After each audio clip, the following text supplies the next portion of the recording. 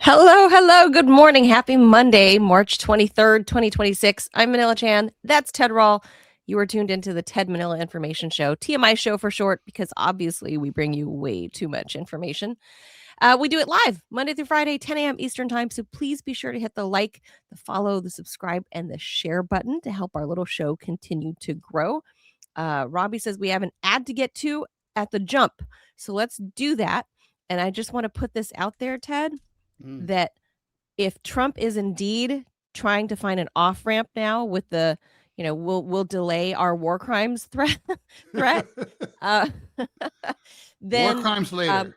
War crimes over later. The weekend. Yeah, it's a weekend thing, Ted. You don't do that during the weekday. I mean, silly Ted. Yeah, like the old song, obviously. Never on Sunday. Yes. So I'm not shocked at Trump doing the Taco Trump thing. What I am shocked about, and I'm still disappointed by, is that, I'm going to say it, Tulsi Gabbard is the new Colin Powell. She just is. I'm still not over her congressional testimony last week. She basically, did the little white vial act of like, the DNI does not assess imminent threat. That's your job precisely.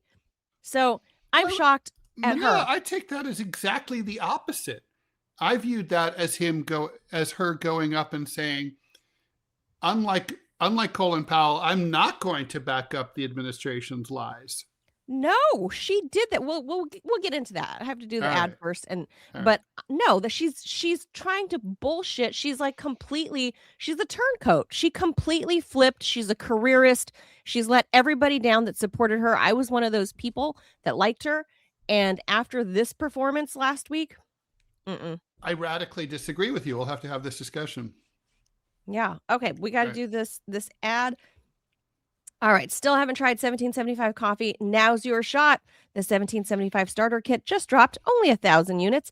You're getting the bold dark roast that hits hard, the smooth medium roast, and the Vitality mushroom coffee for that clean energy with laser focus. No crash.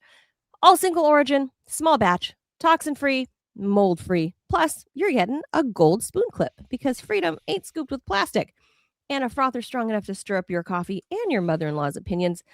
Plus, you'll get a black 1775 tumbler. It's $170 worth of coffee and gear, all yours for $99. This is for all of you who've been watching 1775 blow up here on Rumble, wondering if it's actually worth it. Spoiler, it is.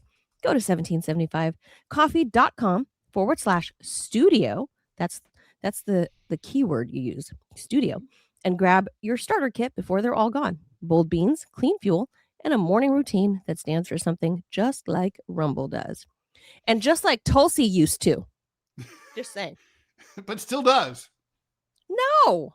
Ted, she has done nothing in her tenure. I get it that they've buried her in the basement or stuffed her up in the attic or something. For most of this administration so far, like, what are we in, 14 months or so? We've scarcely seen her. Mm-hmm. But when they do trot her out, I mean, why is Joe Kent the guy that's catching all the flack now from all the neocons, and why is he catching the flack? But wait, we're doing analysis here. We need to go over what happened here first. So Ted, she campaigned her whole career the past 12 years on no war with Iran. And then when she's tested, the medal is put to the test. Her medal disappeared. It vanished. She said when they asked her verbatim what her job is, and obviously DNI is there to assess any threats to the homeland, foreign and domestic, she's like, I don't assess that. I provide the information to the president, and he determines imminent threat. Okay, so listen, no, it's true that she said that. You do. That's a low moment. Look, here's what happened, right? She went before Congress and she testified. She was asked about two main things. Was Iran close to having nuclear weapons? Something that Trump asserted was true. Trump said that they were 2 weeks away from having nukes. She was asked directly about that, and she directly said no, they were not. it is the assessment of the intelligence community that they were at least 9 to 10 years away if they started working on it now. And further, there's no indication that they've ever started working on it. Okay, so that's definitely undermining the administration's message. I was surprised that Trump didn't fire her after that. She also told Congress that Trump's claim that Iran had long-range intercontinental ballistic missiles capable of reaching the United States was not true also. And she basically told Congress and therefore the nation, my president is a liar and he lied to you and to the American people repeatedly. Now, she was asked about like, well, what about the imminent threat thing? And Manila, you're correct about that. She said, well, it's the president's job to assess whether something's imminent or not. Okay, that's weaselly and wrong. No. But she's just trying to keep her job. It's not really the president's job to assess that. It is, as you say, her job. But you don't have to really read between any lines to see that she basically refused to back up what Trump said. So she basically weaseled a lot. The president is lying, dodged, but the lie is on him, right? She bobbed and weaved. Yeah, like she wants to keep her job. She should have resigned. I know. She should have resigned with Joe Kent. Correct. But she didn't. By the way, I think Vice President Vance is also feeling the heat right now. He's talking about maybe not running in 2028. He's so worried that he'll be tarred with the effect of the war. He could resign right now, avoid the whole midterm shit show, and maybe in 6 to 10 years, like figure out a new path to the presidency. If he did something radical like that, like Vance, like Tulsi.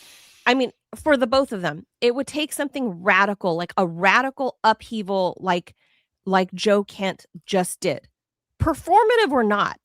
It would take something radical like that for them to survive another year or two politically. Isn't the right-wing smear machine against Joe Kent something to behold? I mean, before he fucking quit with that letter, it was like, he's so great. We love him. His penis is big and hard and perfect.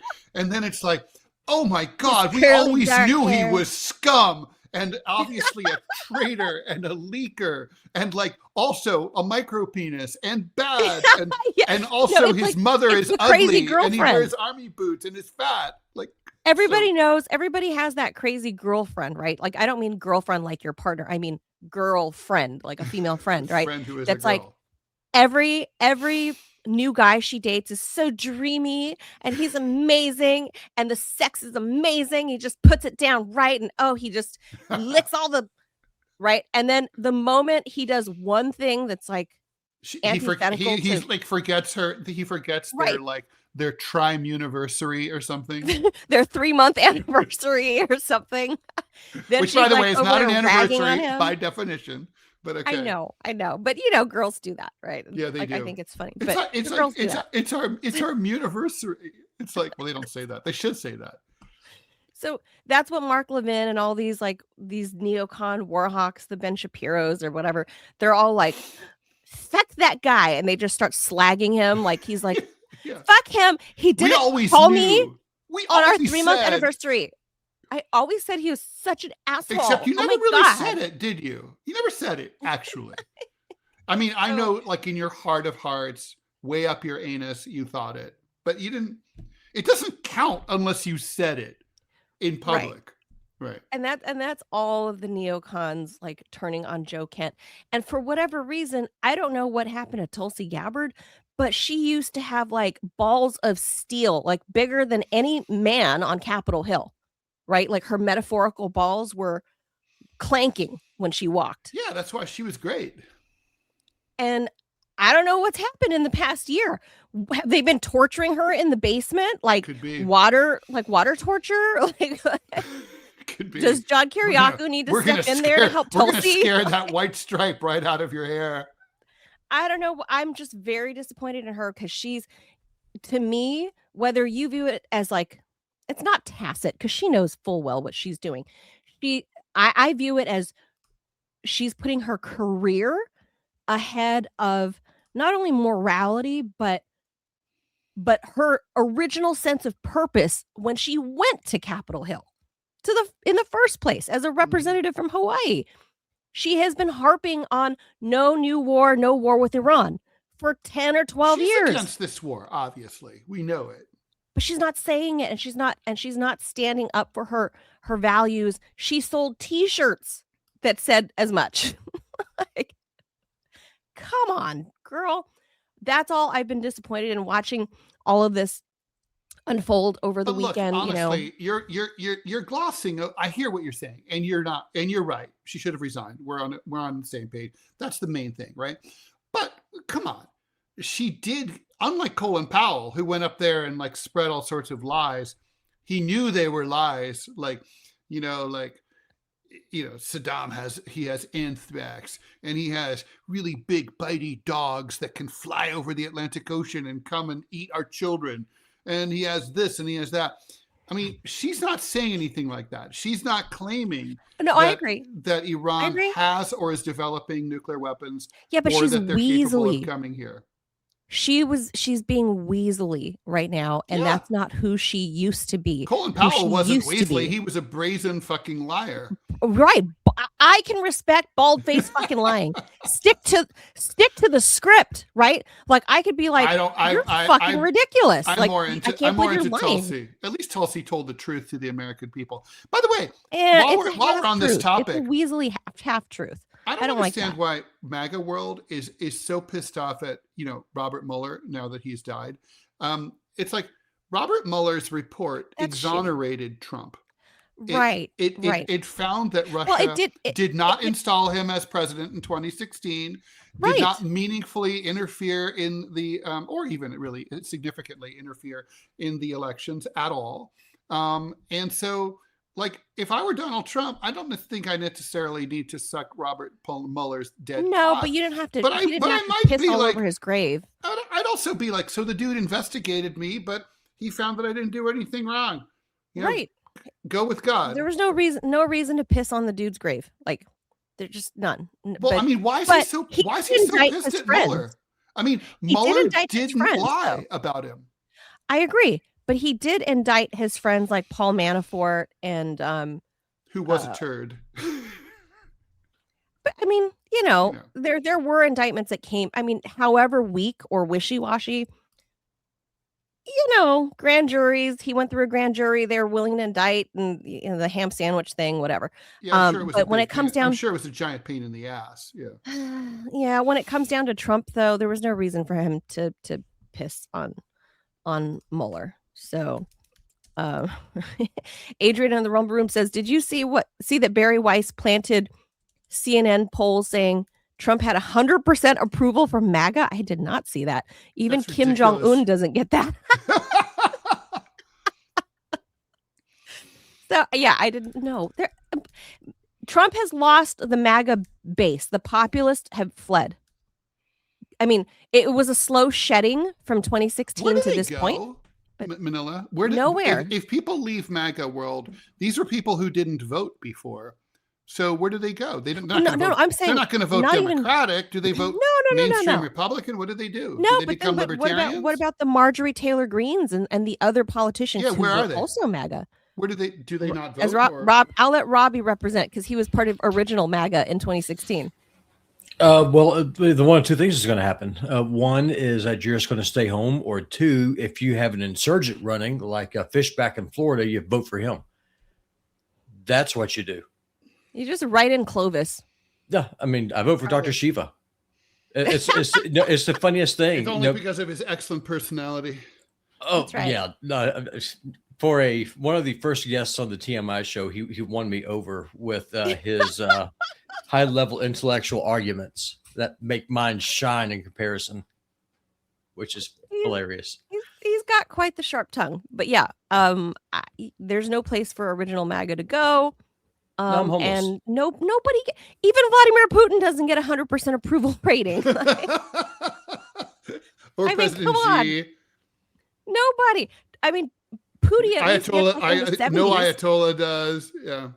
No, I mean, Yeah, seriously. so for Trump to, wow, Barry Weiss. No, What I a- mean, seriously, what a have y'all joke. seen the stuff that James Fishback is doing there in Florida? Like, he has a shot of winning. No. I mean, he was 2% in the polls a month ago, and he is. I mean, 2%? he has That's what you he has a real chance of Bernie taking Sanders out. when I started my book on him was 2% in the polls too. I mean, it's just. I hope it happens, because if Well, insurgent, yeah. I mean, it can happen, but look, in 2028, anything can happen unless if Tulsi wants a future in politics, if Vance wants a future in politics. Tulsi's a traitor. I agree. They need to do something radical, like quit now and go out in a blaze of glory, I agree with just that. shooting everybody on the way out. And act and like then- they're the Nepalese royal family and fucking reset for 2028. But literally go out like both barrels, pow, pow, pow, pow, pow, Matrix style, and dodge everything. not and literally get out. Just not literally, like Yes, we're talking metaphorically. we're talking figuratively. Go out in a blaze of glory, burn the whole motherfucker down, and then just continue to torch them on Joe Rogan, on Tucker, or whatever. That's the only way you save your ass and your legacy if you're Tulsi Gabbard or you're JD Vance. Although JD Vance doesn't have much of a legacy because he was like a junior senator for 5 minutes before. Would MAGA world ever be persuadable to vote for like a Bernie Sanders populist lefty type person? A populist, yeah. Bernie Sanders, no. Yeah. But he was a populist lefty. Populist left though, but he had like very socialist leanings, and that's where you'll lose the Mhm. MAGA crowd. I mean, what you have to do is that you have to be able to articulate an argument like what you're able to do, Ted. It's like, no, listen, we can disagree on gun rights. We can disagree on abortion. We can disagree on the social issues. But what we can all unite on is that our foreign policy does not work and our government does not work for the American And people. class warfare. So let's deal with the big issues first and deal with this other stuff later. Mhm. Bernie did it the other way around. He went full on SJW.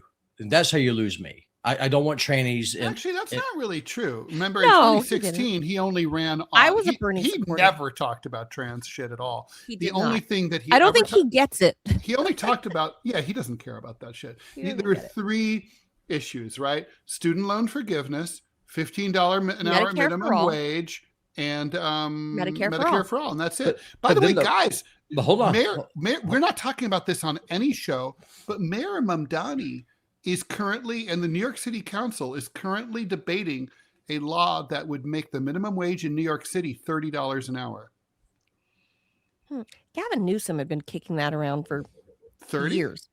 30? Here's Just I mean, about, like 30 is where it 27 or should something. It be, was by the a lot. way, but if it had kept up with the official rate of inflation since here's 1970. here's where Bernie lost the right to answer your question. No, he talks about all this stuff. Okay, great. My question is how you're going to pay for it. So He was going to take it out of defense. well, that's what I'd be okay with that. that's why he needed to run on is Well, that's what he did run on.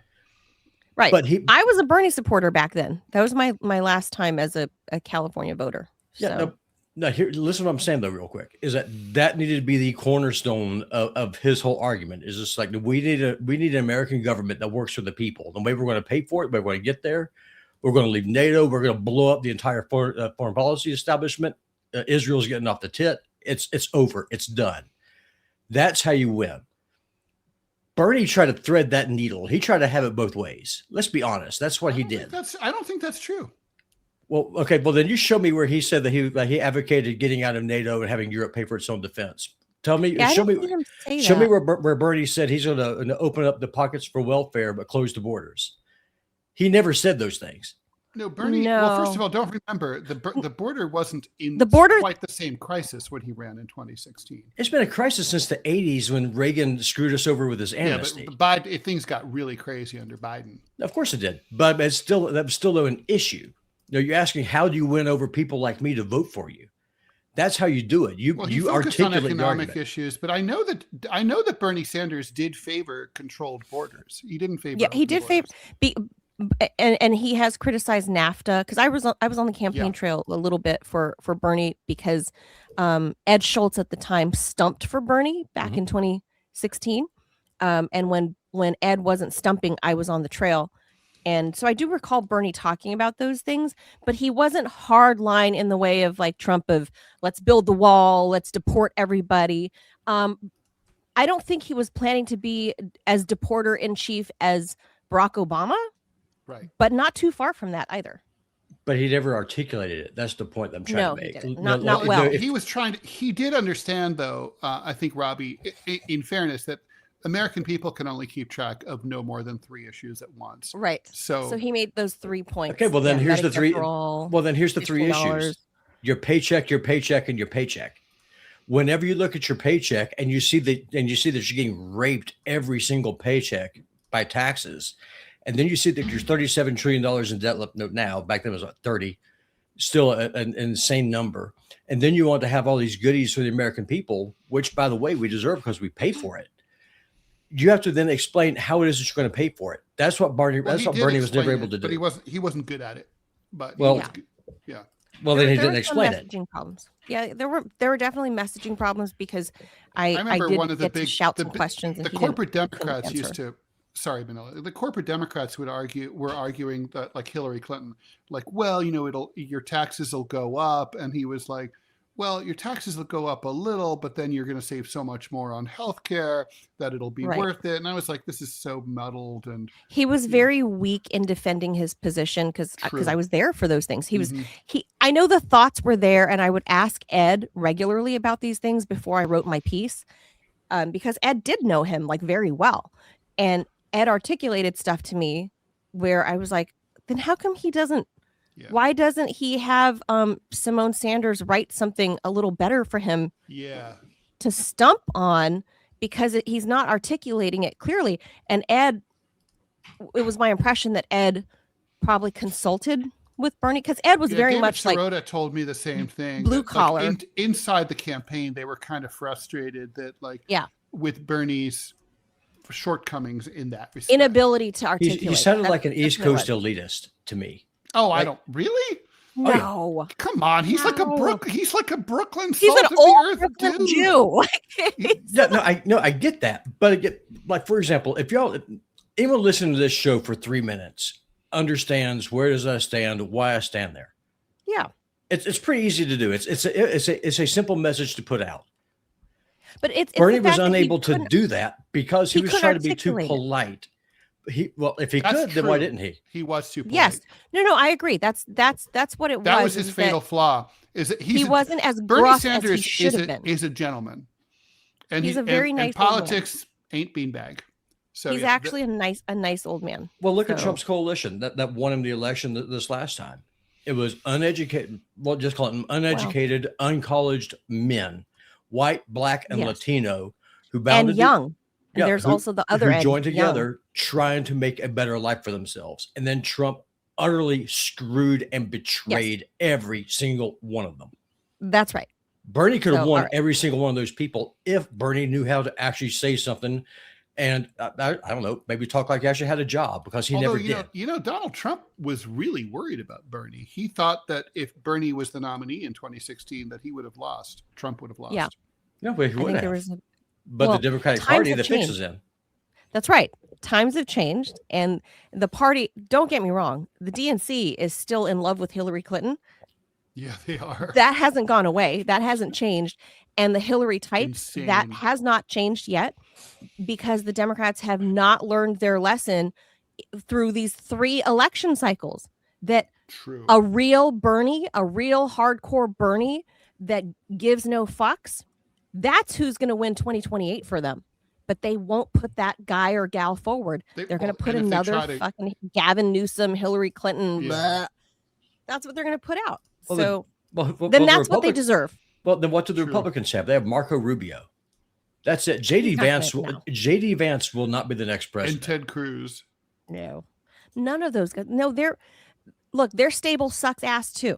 So, but who's going to emerge? That's what I'm saying. If Tulsi wants to emerge, or Joe Kent could become somebody launch now. an insurgent candidate for candidacy for presidency? I don't think she could, but I'll tell you who I think can. I don't know if he will, but Tucker Carlson 100% could. He says he doesn't want to. He would never get a single, and this is not fair, by the way, but he would never get a single crossover Democrat vote.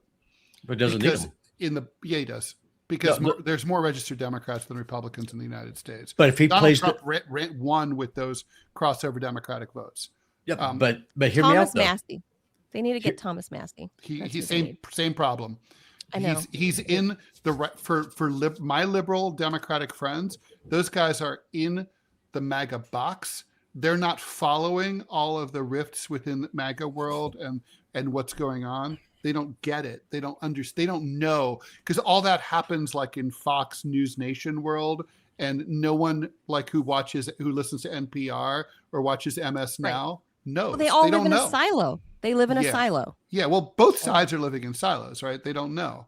So both political parties are. I mean, that's how Trump went. That's how Trump wins 100% of the MAGA vote. Okay, so if that's true, if you pull every boomer Republican in the nursing home, sure, Trump's your man. But if you're pulling people who actually have to go out and root hog and die every single day just to make a living, that's where the insurgency lives. That's why James Fishback has a chance of winning Florida, which is insane. No, he doesn't. That's how you get a Trump in 2016. And up until last week, I would agree with it. Single digits in the polls. There's no way. We don't know yet. He's at 3%. We'll leave that there. We got to read through these stories, but I had to come out firing because it's been this Tulsi Gabbard, Joe Kent, DNI. I still think Tulsi deserves more credit than you're giving her. Yeah, as a traitor, I agree. She's a complete I'm actually with dirtbag. Robbie and I are in the same camp here. She's abandoned every ethical, moral she told the position American people she's ever the had. Truth. No, she didn't. If she told the American people where'd she lie? But she lied by omission. Omission is still a lie. She said the reason why we are in this war is because Bibi Netanyahu pushed Trump into it. Trump got on his knees. That's why your sons and daughters are in harm's way right now. Marco Rubio said so much. Marco Rubio said it. So how's that a lie? He said, "Don't put that on Tulsi." I'm saying this is attributable to Marco Rubio, who's the Secretary of State / what is he / is he National Security Kissinger, Advisor also? National Security Advisor. That's right. Him and Kissinger, the only two. Yeah. Obviously, he's just like Kissinger. Obviously, another brilliant mind. Obviously, Ted. There's going to be whole schools. There's going to be whole foreign policy schools dedicated to Marco Rubio, just like Kissinger. And his wee little body. Tell you what, Ted. It's a short session, short class. If we could ever get the support, you can run for president. I will be your vice, and Manila can be our press secretary. I tell everybody to get wrecked all the time. Yeah, your liberal friends. I think Manila would actually be an excellent Secretary of State. I think so too.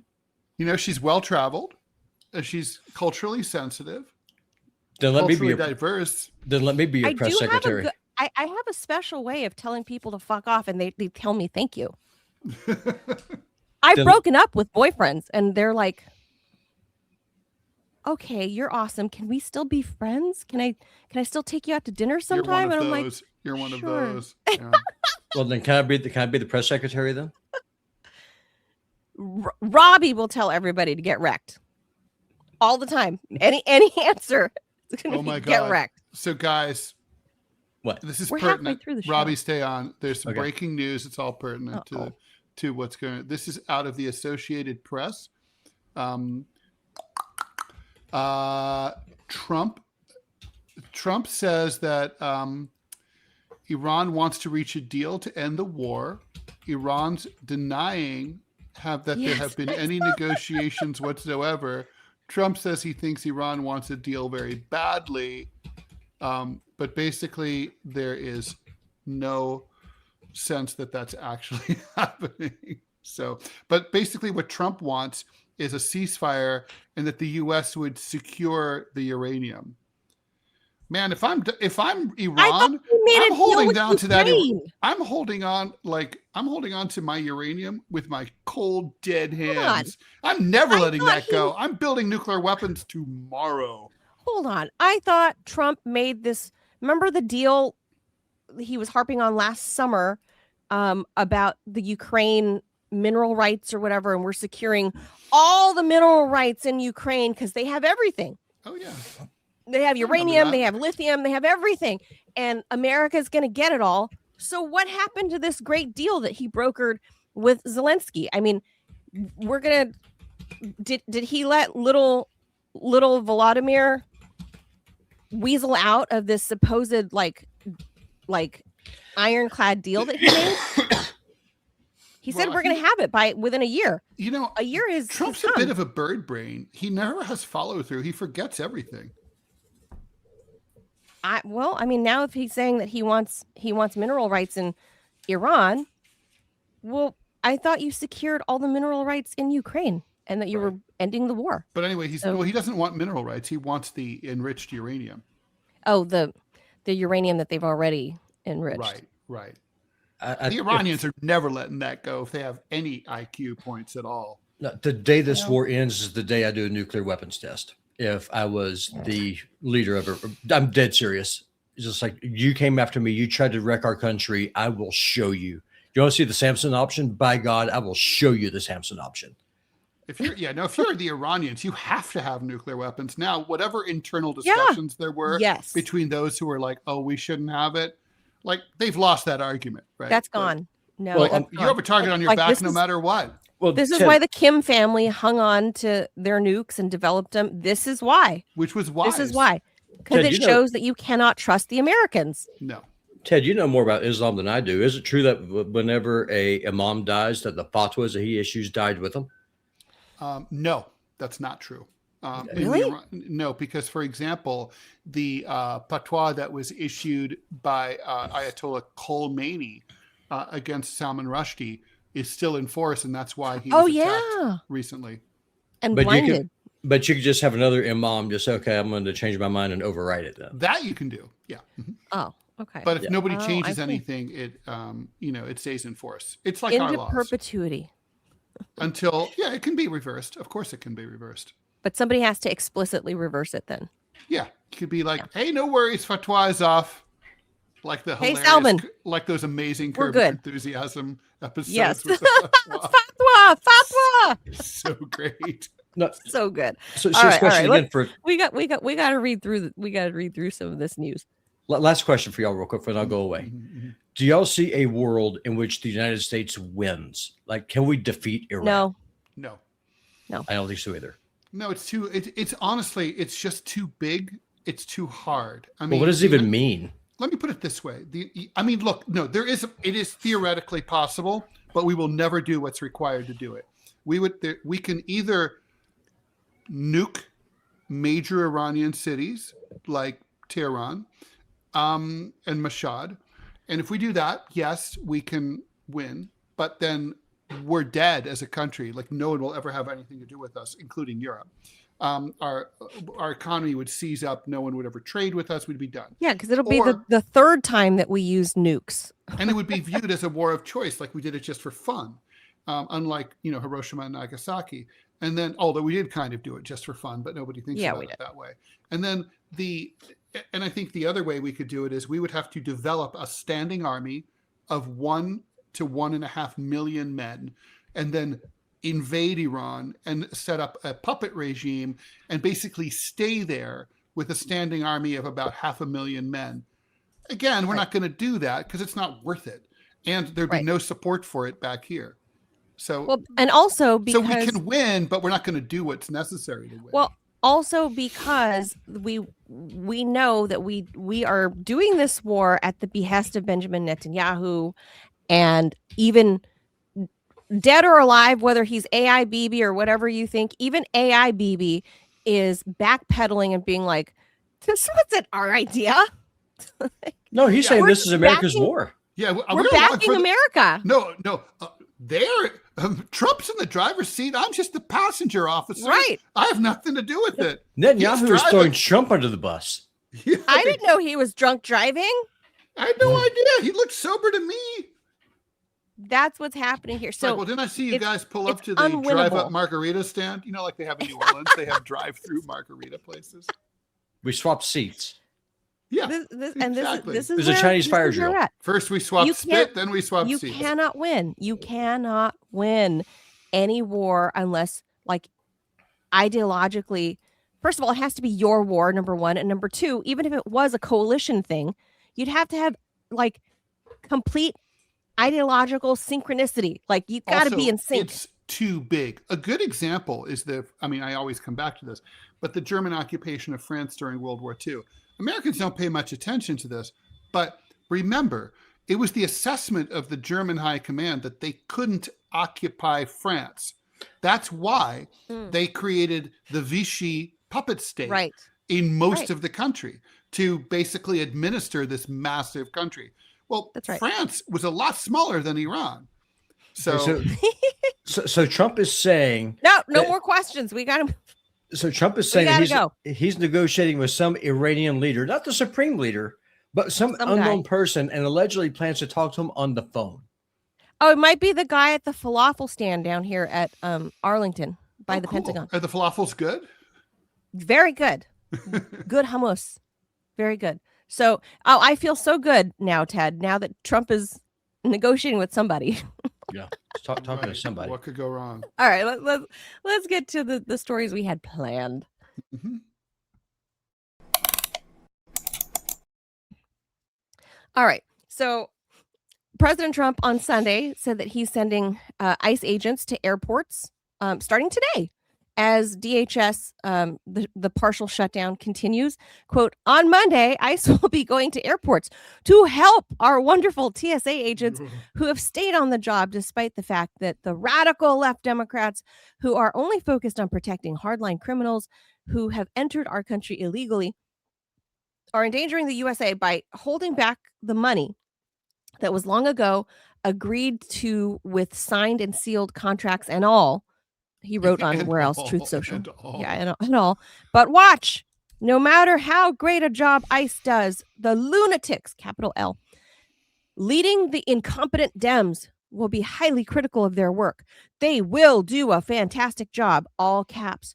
The great Tom Homan is in charge, he wrote. So what will ICE actually be doing? You might wonder. Do you think they're going to do, Ted, do you think they're going to do the stuff that the TSA does? Like pat you down, check your butt crack, go in between the tits? God, I hope not.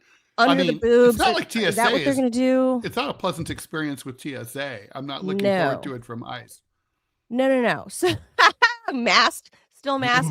So if that's what you think they're going to do to help alleviate these 3 and 4 hour TSA wait lines, that's actually not what they're going to be doing. So it's less storming the terminal, though. That's good. It's good.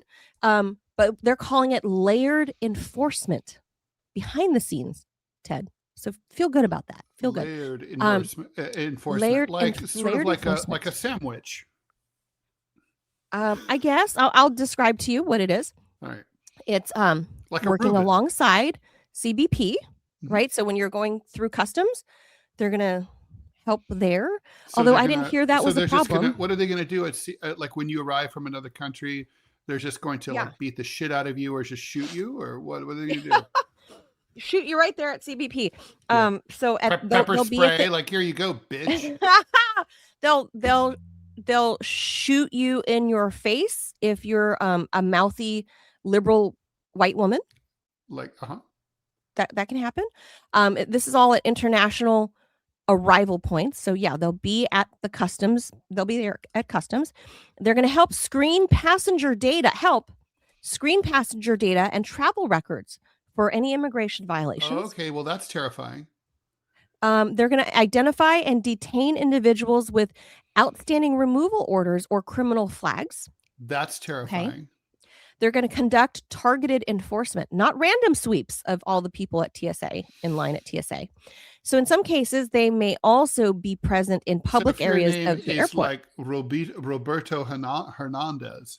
Maybe this would be or a good Kilmar time. Abrego Might be Garcia. A good day not to fly. don't fly. Maybe take the Amtrak.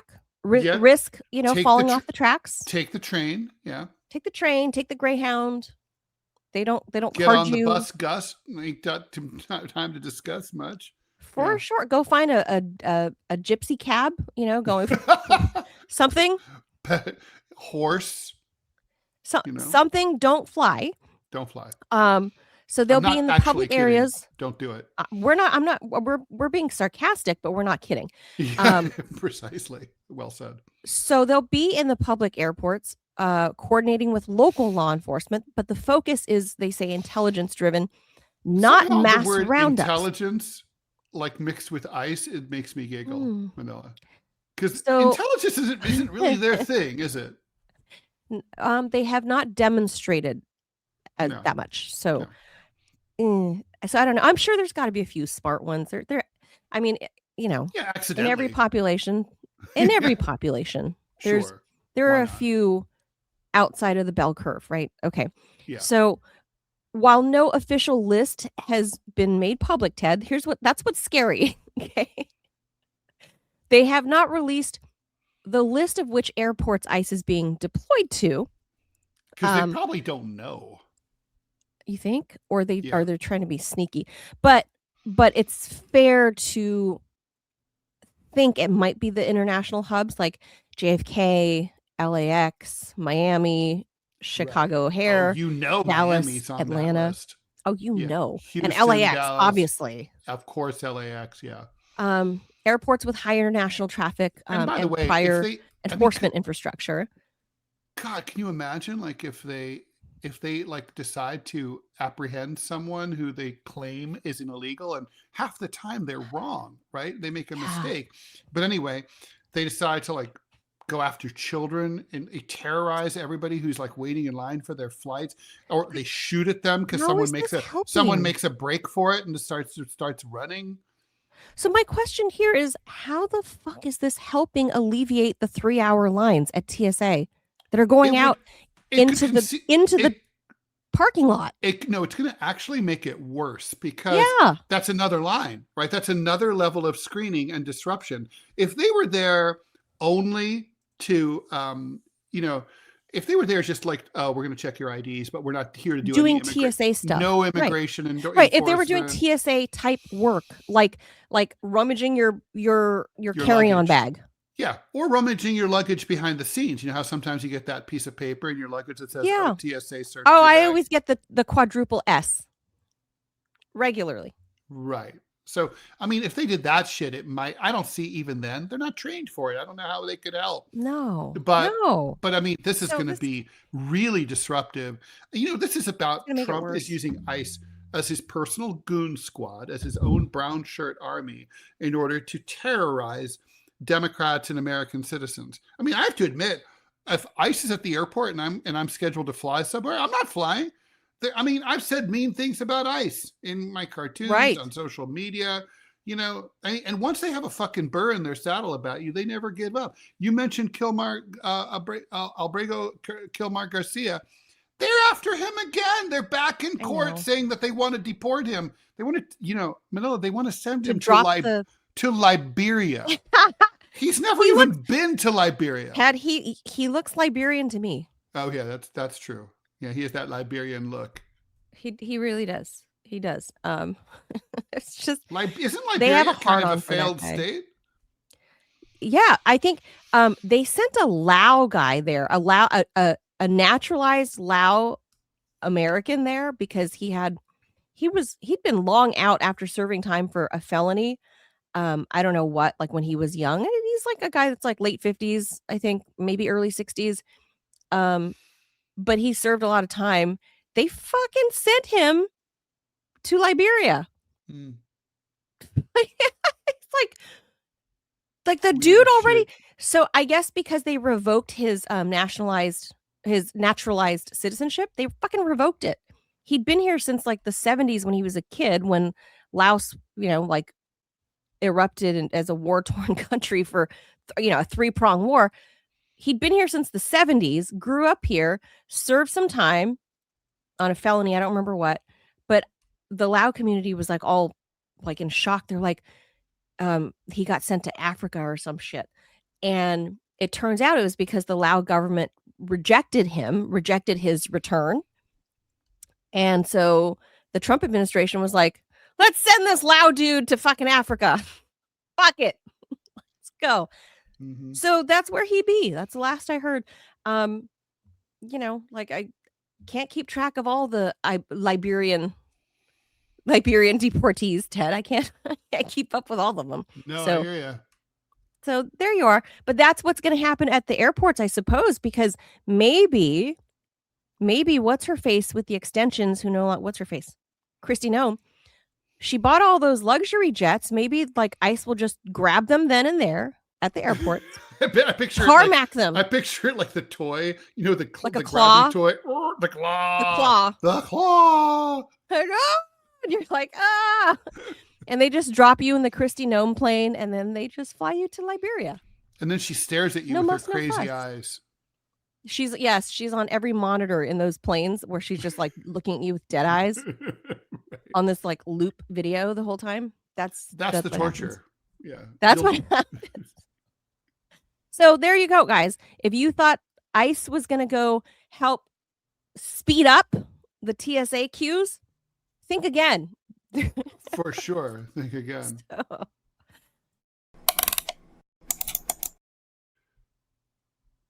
Okay. speaking of Kilmar. Speaking of which, the Trump administration says it's ready to deport Kilmar Abrego Garcia to Liberia inexplicably. It asked District Court Judge Paula Zinnes to dissolve her order, which he's not going to do, blocking that from happening. In a motion filed Friday, Homeland Security said that the order is the only impediment currently preventing the U.S. from carrying out his deportation. Legal filings submitted by the administration indicated that Liberia's government is still willing to accept him and that ICE could arrange a charter plane to send him there in about 5 days. ICE said in their declaration that the agency is confident that his removal would be imminent if Zinnes were to lift her order. The administration similarly said in its new court filing that the government is prepared to remove him from the U.S. in an extremely expeditious manner. There's some alliteration you don't normally see. Once it has been dissolved, and asked that Zinnes issue a ruling by April 17th. He's the Salvadorian national who had been living in Maryland with his family. He was sent to El Salvador accidentally against a court order in March 2025. Then Trump claimed after the fact, something they had never alleged before, that he was a member of MS-13. Actually, he says that he was being chased by MS-13. Right. That's why he left El Salvador. They sent him to CICOT, the mega prison torture gulag in El Salvador, despite that judge's order that blocked his deportation on the ground that he could be hurt by local gangs. He was then returned to the U.S. last summer as the thing wound its way through the courts to face new criminal charges after the fact that were filed for human smuggling tied to allegations accusing him of transporting immigrants into the U.S. illegally. That he probably didn't do, but he probably did transport them internally, right? It looks like that. Right. Because if you're illegal, some of your friends are probably illegal, and you're probably driving them around if you have the car. Correct. Although he wasn't illegal. Don't forget that. He was legal. Was it TPS? He's pled not guilty to the charges, which his attorneys argued were vindictive because of a civil lawsuit he filed against the Trump administration that successfully challenged his removal. I am not 100% on this, but I think that the odds are very low that this judge will acquiesce. She's not going to flip her own order. She's not going to flip her own order. And also, she knows the optics. I mean, the optics of this are like execrable, right? Like, basically, you're taking a dude. Basically, he made one dude. Why do they have such a hard on? You asked me in the chat over the weekend, why do they have such a hard on for him, right? And I was like, because he made them look stupid, which they are. And so, therefore, they're pissed off. They can't, they have to like go after him. They have to spend millions of dollars in taxpayer money to go after him. Total fucking waste. They're going to charter a plane for him. They're going to charter a plane for him. So stupid. So stupid. Robbie says, why can't he just ignore the judge? Robbie, because we have a judicial system and a president is not a king. Yet. So for now. So as of now, unless the judge receives an offer she cannot refuse, I think that, her order is her order, and it be what it be. And By the way, he is the illegal. Trumpies He need was a to. legal immigrant. He was granted political asylum. So, well, and he does. There's a lot of MS-13 in the outer parts of Northern Virginia. That is a problem here. But the guys that are MS-13, like, they are tattooed all up where you can see, like, on their necks and stuff, where you can see that they're MS-13. They Like, have to be. It's like part of the requirement. Yeah, it's like if you're a Dodger fan and you go to a Dodger game, you must wear Dodger blue, and you must wear paraphernalia. It's kind of like that, but permanent, like on your cheek, tattooed, on your forehead, tattooed. Property of MS-13. Please, like that. If found, please drop in nearest mailbox. Will be returned to MS-13. Return to MS-13. That's exactly right. All right. So, I mean, not much to comment there. It's just it's ridiculous that we would spend this amount of time and this amount of money on the one dude where you lost. DHS, you lost. Like, you lost that one. Just give it up. Stop spending tens of millions of dollars on this one dude. Just move on. Like, move on. Like, everybody's like tired of, just leave this fucking guy alone. He won. Leave it alone. Like, that's all. Get over it. All right. So, Ted, remember last week we did a story about old people having like AI bots in New York City that like the city is experimenting with? I remember.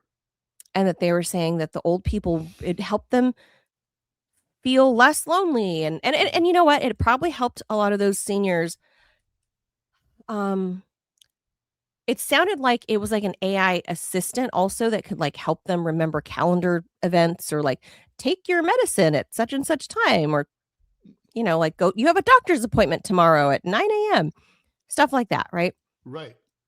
So this story is the opposite of that, with the opposite age group, where it turns out AI is not helping them with loneliness, like AI chatbot assist or friends or assistants, or however you want to call those. So if you ever thought about talking to AI and that it might help with loneliness, this one is not good news. So a small study, a new one, looking at 300 first semester college students, found something pretty simple.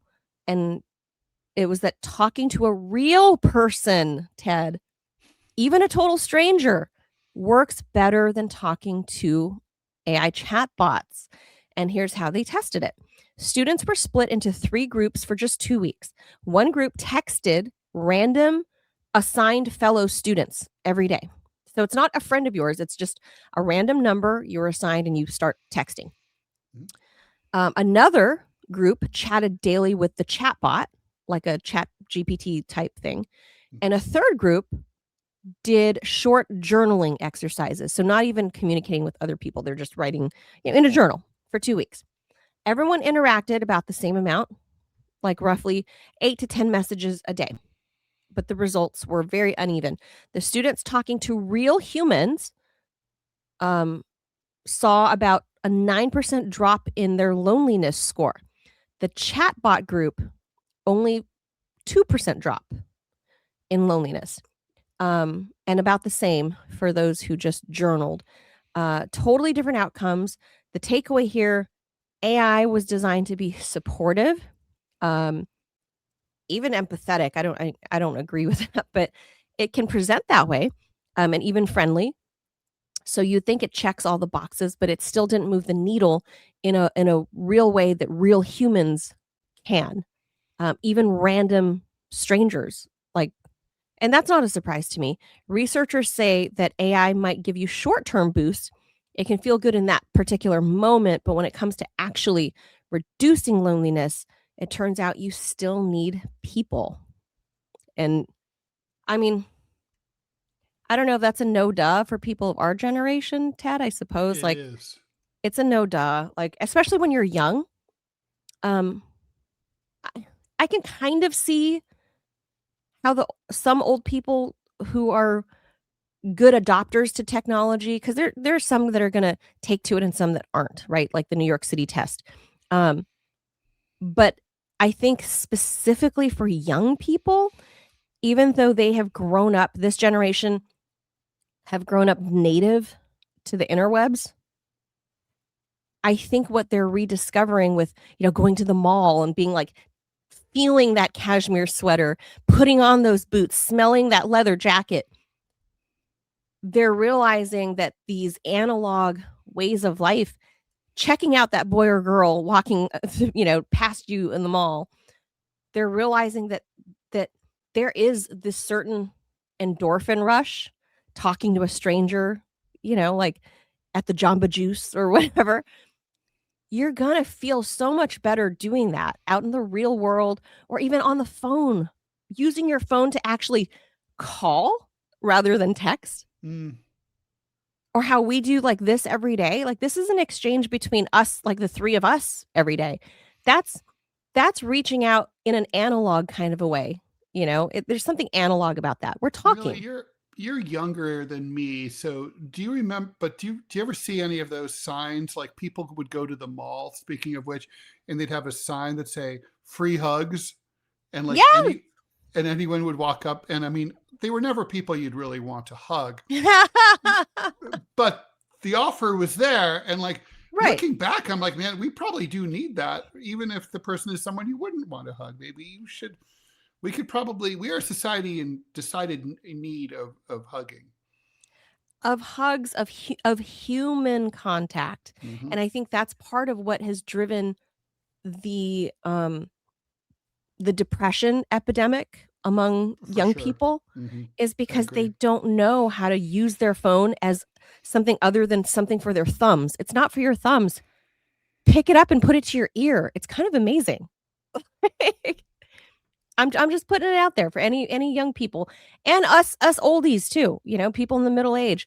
Don't forget that it is important to actually hear another human's voice, or to go out, even waving at, random strangers walking dogs past your house, like saying hello. It's nice. Hold that thought. Give me 15 seconds. I don't know what Ted's got up his sleeve. He's grabbing something. But human interaction. There we go. Human interaction or cat interaction. Cat interaction. Cat interaction is very satisfying, in my opinion. What do you have, Ted? Oh, I'm preparing for. Keep going. Great tell. I'm preparing for our next segment. So, you got a second here. Oh, Ted's prepping. I have a visual. Oh, I forgot this one that we're doing next. Okay, so that's all I have to say about this particular topic, is just like the old school analog way of reaching out to a human. Like, I get that we have the technology, but you are human. If you're listening to this, you are probably human.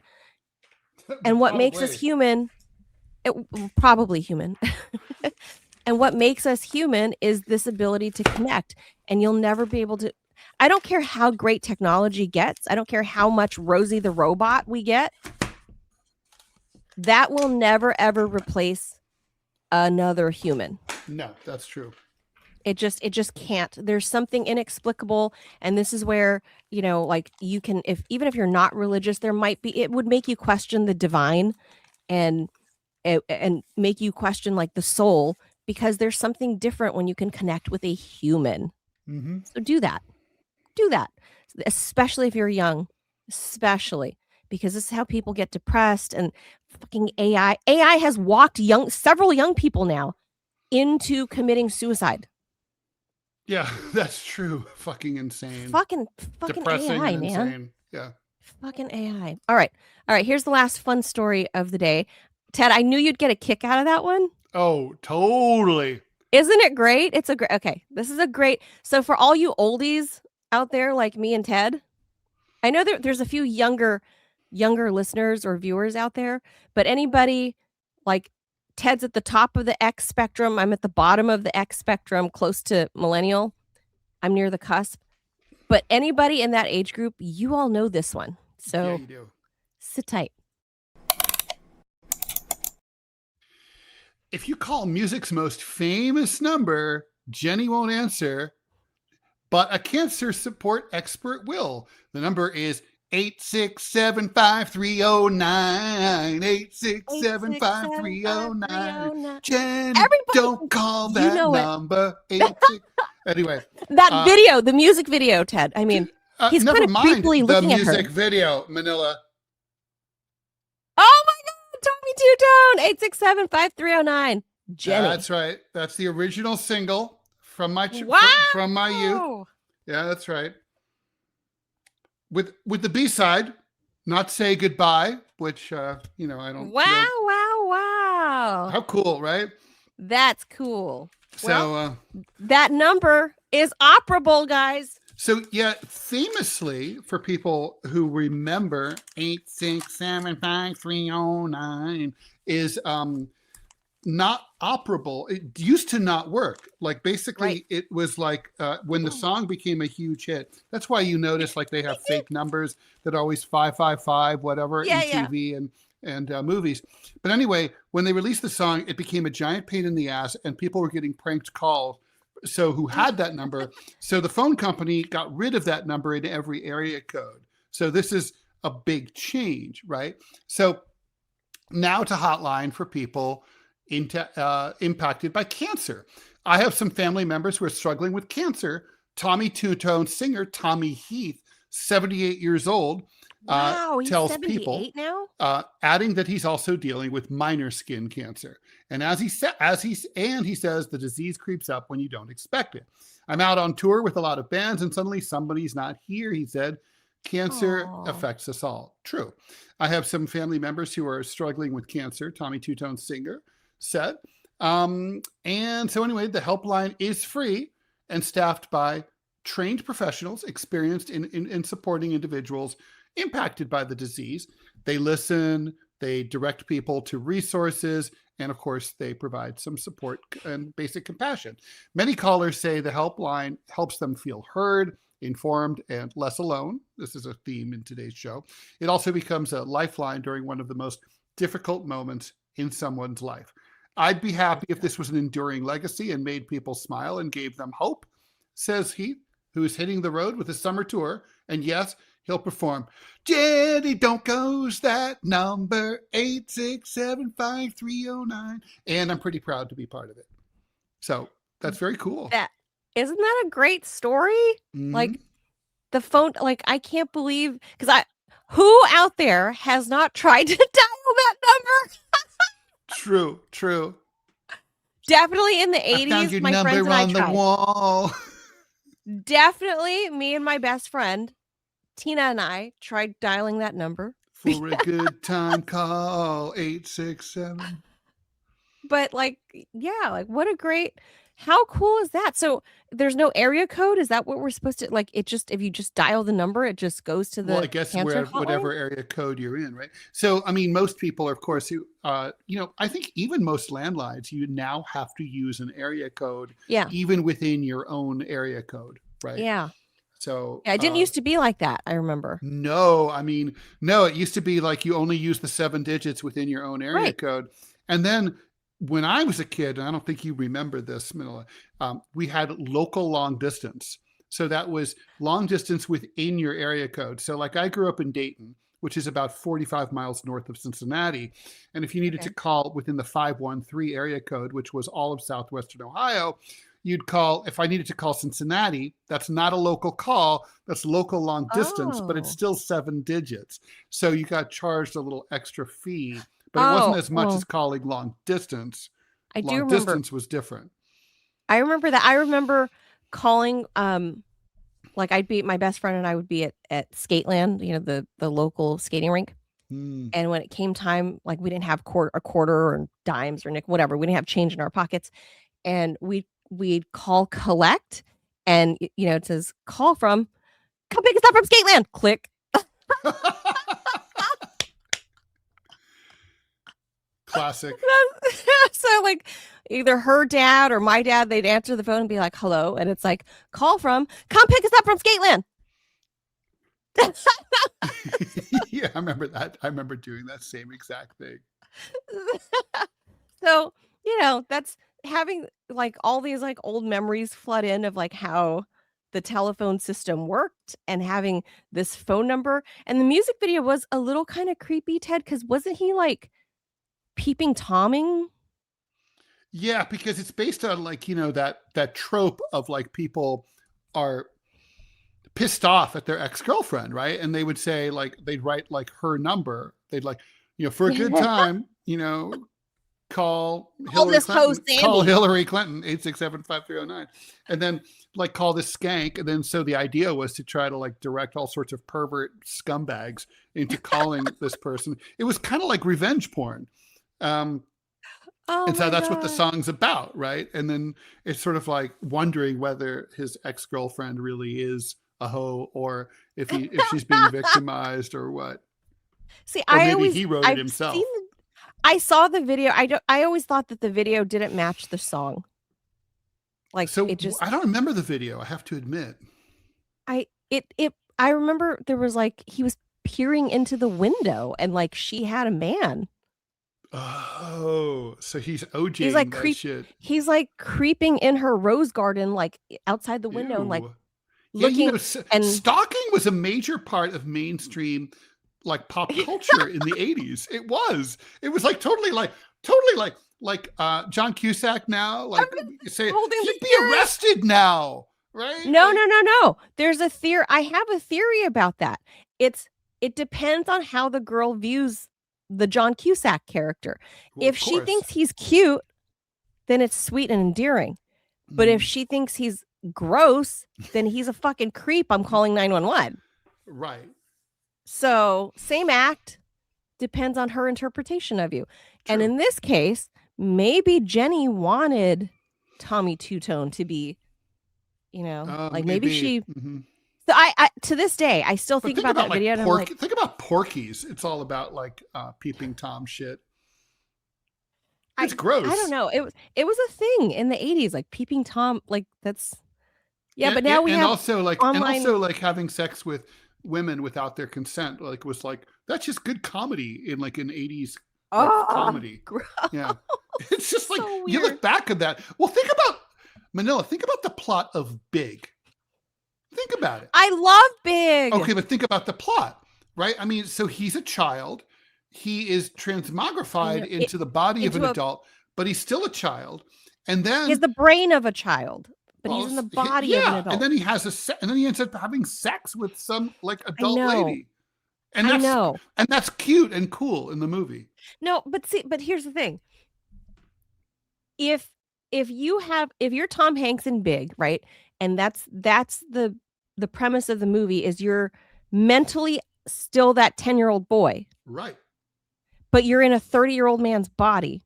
Having sex with a 30-year-old woman. But couldn't the argument be made that there are grown adults, like let's say with various learning disabilities or, like if you're on the spectrum somewhere and you have the intelligence capacity of a 13-year-old boy, but you are technically a 30-year-old man according to your driver or your ID. Is that, would a woman that's not also on the spectrum with you, would that be rapey? I think it is considered rapey. Is it? Yeah. It's considered like you're not capable of giving consent. Like for example, these kids, like adults with Down syndrome and stuff like that. Yeah. So I know what you mean. Cause every time I watch Big, there's a part of me that's like, is it technically, I mean, then she drops him off. And then if you haven't seen Big, which how dare you?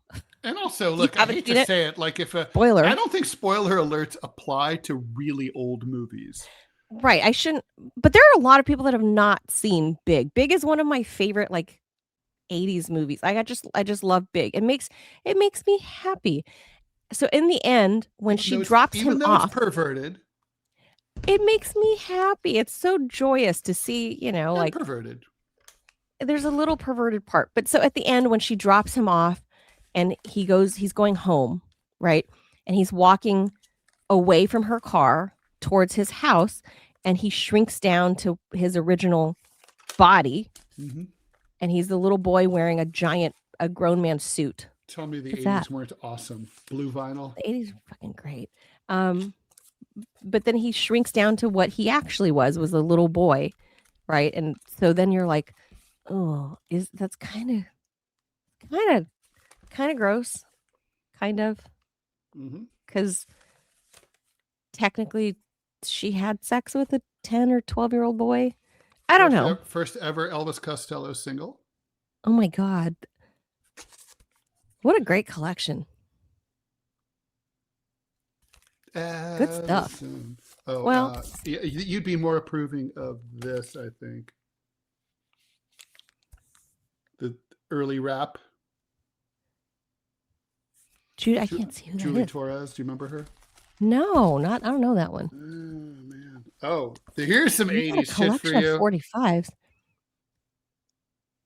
Simple Minds. Yes. Forget about me. That's a great. Now we're talking. That's your generation. That's it. Oh. Anything in a John Hughes film. Devo.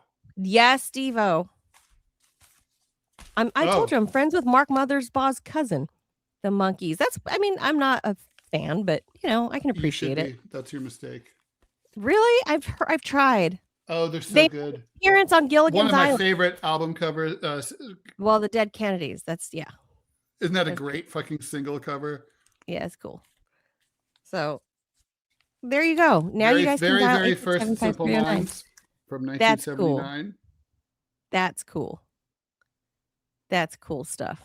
You have all these 45s. That's fucking right. Oh yeah, no, I have a fucking amazing record collection. Nick Lowe, Halfway to Paradise, colored vinyl. Of course, colored vinyl, right? Like that's amazing. Bowie, Scary Monsters. Oh God, the original 45 of this one I think just has to be shown to be understood. Holiday in the Sun. Sex Pistols, Yo. Wow.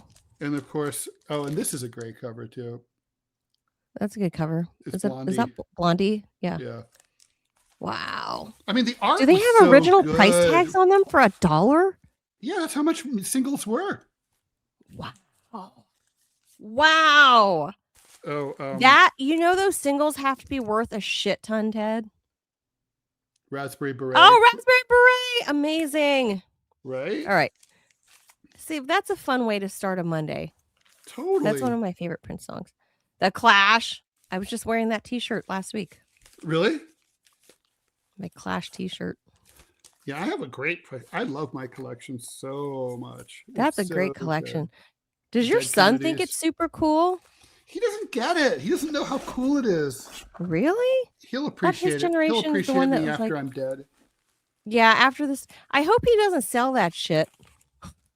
I hope not too. I mean, especially because honestly, he doesn't. If he does, I hope he gets the money for it because I have really good shit. Holiday in Cambodia. That's the classic. And come on, what a cover too, right? Yeah. You need to teach him the value of what these are, like how collectible they are. Traveling Wilburys. I hope he doesn't just have like one day when you die, he just doesn't have like my dad's estate sale. Everything must go. Like, yeah, exactly. That's cool. That's what it's going to be like, right? No, I hope not. I hope he talks to somebody that's like knowledgeable about these collector stuff because that's no, he's not going to know. Like this thing is worth a fortune. He's not going to know that. He doesn't know? No, you have to teach him. I know. He's a young adult now. You got to teach him, man, because like I know. if you go, somebody's going to need to weigh in and be like, "Yo, little Rall, don't be selling your dad's shit. Don't be fucking up." Stantis or me or somebody's going to be like, "Dude." Yeah, I mean, Stantis is going to be in charge of that. Oh, like the original Dead Kennedys. Nazi punks fuck off comes with the armband. That's cool. So yeah, you got to tell the junior Rall. You got to start telling him now. Like I don't have a lot of collectible stuff. I don't know, for whatever reason I like cleaning things out. You not be a pack rat. Yeah, I've never been one to like collect very much. Although I do have kind of an obnoxious t-shirt collection. Oh, really? I had like quite a t-shirt collection because for years I would go to concerts, wear one, and store one. So I had like all the original like concert tees from like the Clash and You collect the a lot of Pistols and all stuff. that stuff. And then when my son came of age, like when he was like a young teenager, I showed them to him, and he's like, whatever, like he didn't care. And then like when he was an older teenager, he came back, he's like, Dad, do you still have those? I'm like, and he was totally like, oh my, because he's a real fashionista now. And he's totally like, oh my God, these are amazing. And all did he keep his longish hair? Is his hair still kind of longish or longer now? It's about the same long. Oh, okay. Because he keeps like long, shaggy hair. Yeah. Yeah. Ted's kid is a very good looking young man. Yeah. So I can see him. Obviously, he looks like his mom. he's a good looking kid, and he's tall. I don't know how tall he is now. I haven't seen him in a few years, but yeah. Is he about tall as you? He's 6'3". He's taller than me. He's 6'3" now? Mm-hmm. Holy moly. I know. It's what happens when you feed them. Oh my God. Yeah. 6'3". Well, okay. So he's a good looking young man and dresses cool.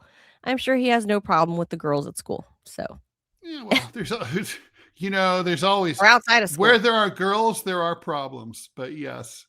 Well, like the Violent Femmes song. I got girl trouble up the ass.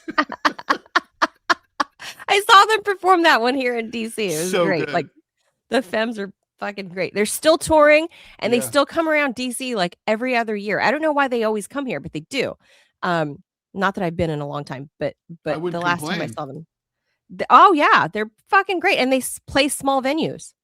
Yeah, they're fantastic. Such a really great live. The Femmes, really very great. Quirky, awesome. They sound just like their recordings. Yeah, very stripped down. They're really good. Anyway, that's it for this Monday. We end on a fun note. I almost want to try calling this number, Ted, just to be like, see. Like, you have cancer. I just want to see.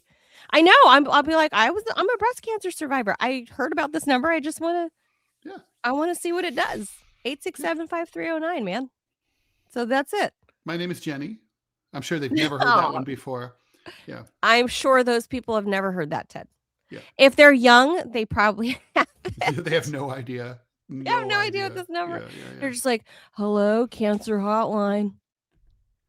I was so excited when I saw this, and I was like, I've got that single. I know I have that single. That's so cool. Anyway, that's it for a Monday. Fun way to start.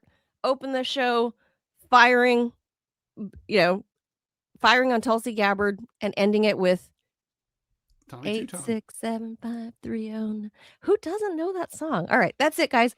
Enjoy your Monday. We'll be back tomorrow. Adios, amigos. Bye, Ted. Bye, Robbie. Adios.